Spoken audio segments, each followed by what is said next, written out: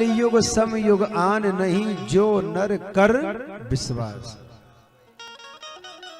जो श्रद्धा से प्रेम से भगवान का नाम लेकर के जीवन बिताएगा, महाराज मेरे युग में मैं उसका साथ दूंगा। ध्यान रखें, कलयुग को किससे डर लगता है?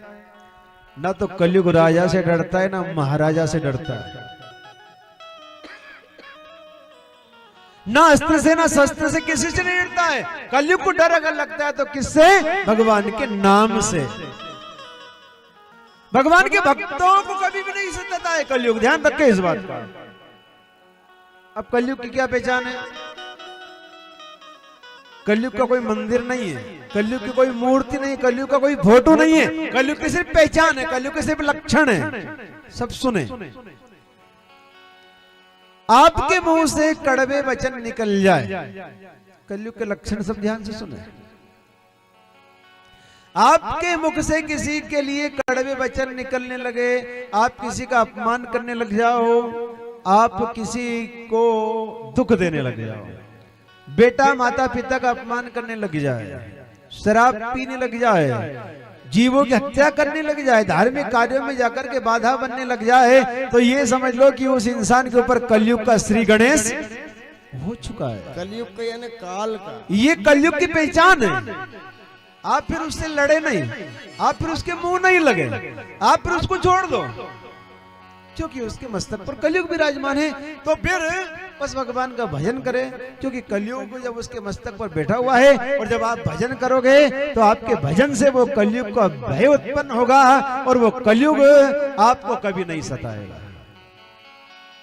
कलयुग आकर के कहाँ बैठता है? सबसे प्रथम 4 स्थान दिए हैं। पहला स्थान दिया जुआ, दूसरा स्थान दिया शराब नाम मदिरा, तीसरा स्थान दिया गणी का संग, चौथा स्थान दिया हिंसा, और 5वां स्थान दिया राजा ने अपनी इच्छा से सोना।